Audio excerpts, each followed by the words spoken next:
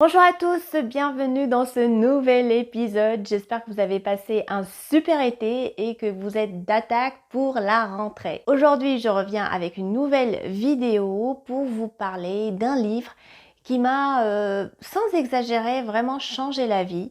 C'est un livre que j'ai d'abord écouté, ensuite lu et relu et qui est toujours posé sur ma table de chevet parce que j'aime bien revoir un peu les passages par-ci par-là. C'est toujours bien comme une piqûre de rappel. Et franchement, si on applique les enseignements du livre, on voit sa vie se transformer pour le meilleur. Pour information, ça fait plusieurs années aujourd'hui que j'ai arrêté de lire les livres de développement personnel pour plusieurs raisons, notamment parce que c'est répétitif, on revoit souvent les mêmes enseignements et que j'ai estimé que je les connaissais bien. Et voilà, il me fallait vraiment autre chose, peut-être une bouffée d'air, quelque chose qui arrêtait de me mettre trop de pression. Mais je suis tombée par hasard sur ce livre-là qui s'intitule La transformation intérieure de Sadhguru, qui peut également être dans la section self-help, tout ce qui est développement personnel, mais c'est vraiment très différent de ce que j'ai pu lire auparavant. Alors moi, je l'ai lu en version anglaise, donc ça s'intitule Inner Engineering de Sadhguru, qui est un gourou indien. Alors souvent quand je parle autour de moi de ce livre les gens me posent des questions sur l'auteur, ils sont un peu voilà, sceptiques par rapport à la personne derrière le livre dès qu'ils entendent qu'il s'agit d'un yogi mystique. Bon, alors pour vous dire, moi je suis pas du tout dans ce domaine-là de tout ce qui est yoga, méditation. Ça serait effectivement quelque chose que j'aimerais explorer par la suite, mais je suis pas le type de personne qui va aller à un ashram ou qui va faire des retraites. Quoique j'aimerais bien vraiment commencer. Donc j'estime que je suis encore novice dans ce domaine-là et je n'avais pas d'a priori par rapport à l'auteur. Donc je me suis dit, bon, un yogi, why not? Je peux lire son contenu. Et effectivement, dans ses vidéos, notamment vous pouvez les retrouver dans sa chaîne française ou dans sa chaîne anglaise, enfin en anglais, vous allez voir que Sadhguru n'est pas quelqu'un qui va promouvoir un courant politique religieux ou voilà, donc ou faire convertir les gens, c'est pas du tout l'objectif. C'est plus une philosophie de vie et c'est ça qui m'intéresse dans ce bouquin. Alors pour la petite histoire, moi j'ai toujours été une personne hyper ambitieuse, j'ai toujours eu énormément d'objectifs, une longue to-do list, je regarde ce que j'ai pu atteindre, ce qui me restait à faire. À la fin de l'année, je faisais des bilans que à l'époque j'envoyais à mes parents. Enfin, c'était pas leur idée, mais c'était la mienne, mais ça me faisait du bien de pouvoir la partager. Et j'étais toujours ce type de personne qui go go go go, adore atteindre des objectifs, réaliser plus de choses, etc. Donc pendant des années, les choses me réussissaient très très bien, jusqu'à un moment donné où plus rien ne marchait. C'est un peu intéressant à expliquer. Maintenant, avec du recul, je me rends compte que effectivement, je me mettais énormément de pression. J'étais presque déprimée parce que je n'atteignais pas mes objectifs ou je n'atteignais plus mes objectifs, quoique je faisais tout ce qu'il y avait à faire pour les atteindre. C'est-à-dire que je suivais à la lettre les règles pour pouvoir atteindre ces objectifs. Et je ne comprenais pas pourquoi je ne les atteignais pas. Donc ça créait énormément de frustration en moi et ceci impactait évidemment mon entourage, ma famille, mes amis. En 2018, j'interviewais pour ma chaîne YouTube en anglais un ami qui s'appelle John Perkins qui avait écrit un livre The Power of Letting Go, donc le pouvoir de lâcher prise. Donc je lui ai posé des questions par rapport à son bouquin, les principes du bouquin. Donc déjà en 2018, il me parlait de l'importance du lâcher-prise et de la limite au fait de vouloir créer, atteindre ses objectifs. Donc en 2018, oui, c'était sympa la vidéo, elle est toujours en ligne, vous pouvez la regarder. En fait, le discours qu'avait eu John Perkins à l'époque avec moi n'a pas du tout résonné avec moi. J'étais encore dans une optique qu'il fallait bosser dur pour atteindre ses objectifs, qu'il fallait tout faire pour que ça marche et qu'il n'y avait pas de possibilité d'échec. Avec le temps, je me suis rendu compte que ce que me disait John Perkins était vrai et finalement, il y avait énormément de limites par rapport à ce que je pouvais faire, non pas parce que c'était impossible de les réaliser, mais à un moment donné, je ne suis pas la seule responsable de mon destin. Il y avait d'autres éléments importants dont je devais vraiment prendre conscience. Ensuite, j'ai lu un livre qui m'a aussi impacté, c'est Nouvelle Terre de Eckhart Tolle. Et ça aussi, c'est un livre qui m'avait fait énormément de bien. Mais pour compléter le tout, je pense que Transformation intérieure de Sadhguru, c'est ce qui m'a le plus parlé. C'est vraiment facile à lire. Ses enseignements sont pratiques, on voit tout de suite la différence dans son quotidien. Et on se rend compte que effectivement, la plupart des limites qu'on se fait, ce sont des limites qu'on crée soi-même et qu'on peut également s'auto-saboter. Et chose qui, aujourd'hui, je vois carrément parce que pendant des années, je m'étais auto-sabotée. J'avais pas réalisé ça sur le coup, mais avec du recul, aujourd'hui, je peux comprendre totalement que j'étais mon pire ennemi. Et comme dirait Sadhguru dans ses vidéos, c'est que votre intelligence se tourne contre vous. Ce qui veut dire que quand on n'est pas ami avec soi, finalement, on peut avoir l'effet inverse. Alors, dans le livre de Sadhguru, il parle beaucoup de yoga et pas du yoga comme on le connaît, c'est-à-dire ces étirements et ces prouesses. Mais yoga, il explique que c'est un mot qui signifie union. Et donc, l'idée, c'est vraiment d'être en union avec les autres éléments de la Terre et avec les autres êtres vivants, parce qu'on n'est pas les seuls êtres vivants sur cette planète Terre.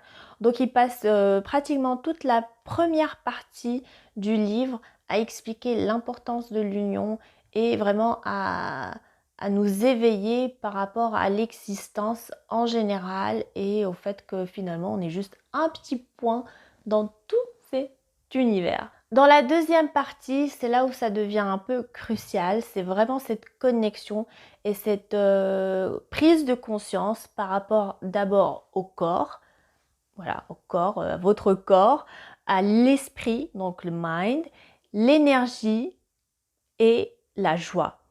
Donc là, il parle de ces 4 éléments qui sont importants pour pouvoir être alignés et enfin pouvoir créer, atteindre ses objectifs.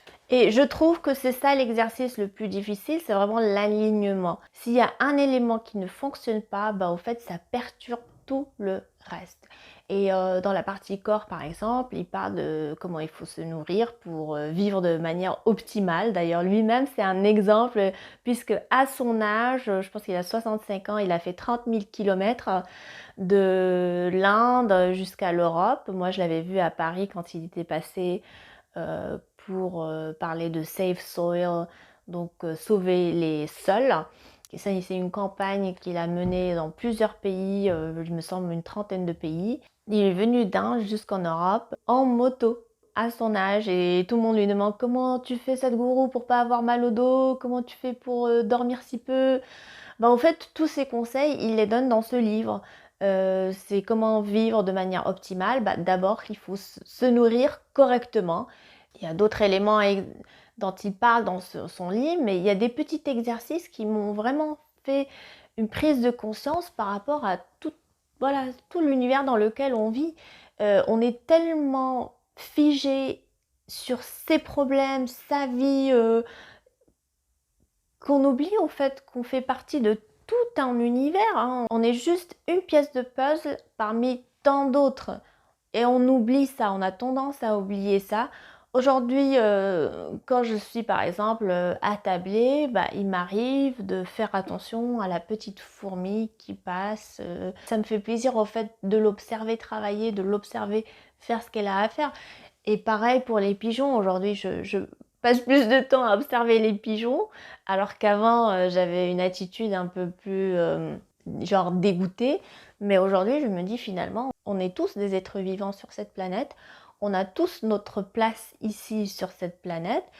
Ces pigeons-là aussi, ils sont en train de chercher à manger, donc ils cherchent à vivre. Ces fourmis-là, pareil, et nous aussi, êtres humains, c'est ce qu'on essaie de faire quotidiennement. Alors pour résumer, ce livre fait du bien dans le sens où, quand vous le lisez, vous vous sentez un peu plus calme, déjà.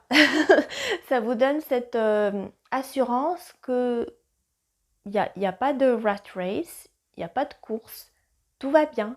Vous êtes là pour vivre votre vie, vous êtes là pour entreprendre ce voyage qui est appelé la vie. Et il n'y a pas de compétition, il n'y a pas quelqu'un qui est meilleur que l'autre. Vous êtes là, vous existez, vous avez le droit d'exister. Bah, faites de votre mieux, mais sans vraiment vous mettre une pression de malade, parce que ça ne sert à rien. Je suis passée par là, donc je sais de quoi je parle. Et ça, c'est hyper important, parce que vraiment, on est influencé par la culture américaine. Moi, j'en suis un produit, parce que j'ai fait mes études aux États-Unis, ensuite j'ai continué en Angleterre. Donc vraiment, je fais partie de cette culture. Qui n'est pas mauvaise, hein, mais bon, à un moment, ça crée énormément de frustration et d'auto-sabotage. Mais cette philosophie-là vous permet de comprendre qu'au fait, il faut avoir confiance en la vie, avoir confiance en soi, faire de son mieux, c'est-à-dire qu'il faut effectivement travailler, mais pas besoin de se donner à 1000%, c'est pas ça qui va faire la différence. Euh, D'ailleurs, on dit il faut travailler intelligemment plutôt que travailler dur, hein. Il y a plein de gens qui travaillent dur, mais qui finalement ne réussissent pas dans la vie. Euh, donc, ce livre-là m'a aidé déjà à me calmer, à prendre le temps de respirer et me dire que, enfin, voilà, tout va bien. Il ne faut pas trop s'inquiéter. Fais de ton mieux aujourd'hui. Fais ce que tu peux aujourd'hui. Donne de ton max aujourd'hui, mais sans pour autant te tuer et négliger les autres parties de ta vie qui sont tout aussi importantes que le travail et la carrière. Notamment la famille et la santé, qui sont des choses primordiales pour l'équilibre. Donc effectivement, aujourd'hui, je fais beaucoup plus attention à ce que je mange.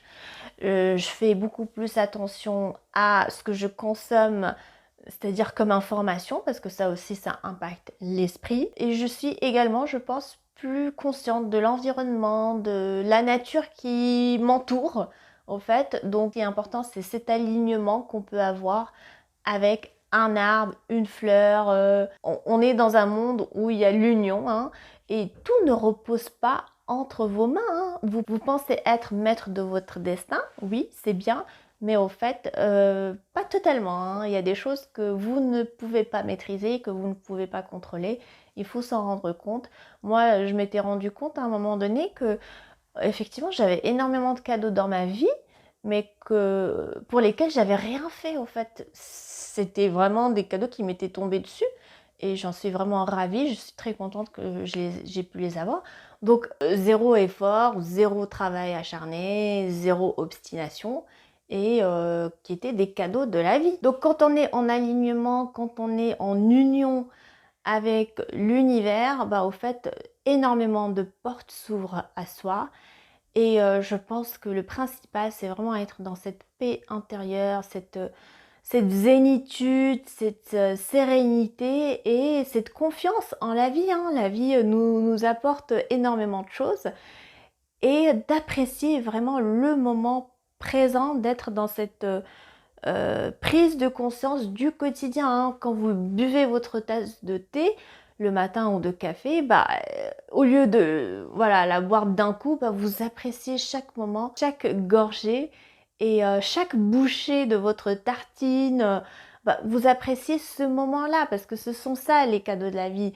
Ou si vous prenez quelqu'un dans vos bras, bah, vous ressentez cette chaleur humaine, et il y a un échange qui se fait, et c'est ça l'union.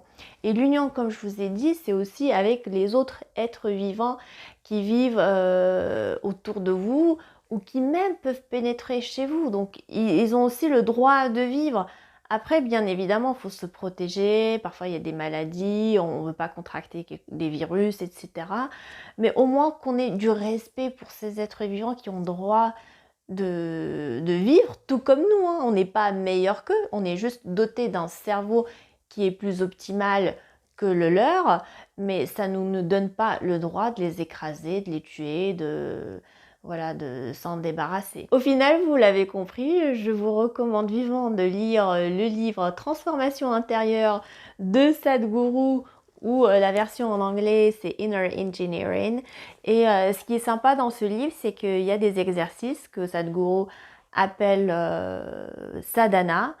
Et là, vous pouvez les mettre en pratique et vous verrez la différence par vous-même, hein. Je peux pas décrire plus que... Enfin, je pourrais décrire plus que ça parce qu'il y a tellement de choses à dire. Mais je pense que vraiment, lire le livre, s'imprégner des enseignements et ensuite les mettre en pratique, ça va vraiment vous aider dans votre quotidien. Pas besoin de lire d'autres livres que celui-là. Je pense que celui-là est vraiment concis, il est complet. C'est vraiment pour atteindre la joie intérieure, pour pouvoir mener une vie qui soit joyeuse, qui soit paisible et une vie qui ait du sens. Voilà mes amis, j'espère que ce petit podcast vous aura plu. Si vous le regardez sur YouTube, n'hésitez pas à liker et à le commenter ou même à s'abonner, hein, si vous êtes courageux. Abonnez-vous à ma chaîne. Si vous l'écoutez sur Spotify, je vous remercie pour votre écoute et n'hésitez pas à m'envoyer un petit mail ou un message sur les réseaux sociaux, ça fait toujours plaisir. Sur ce, je vous dis à très bientôt et prenez soin de vous.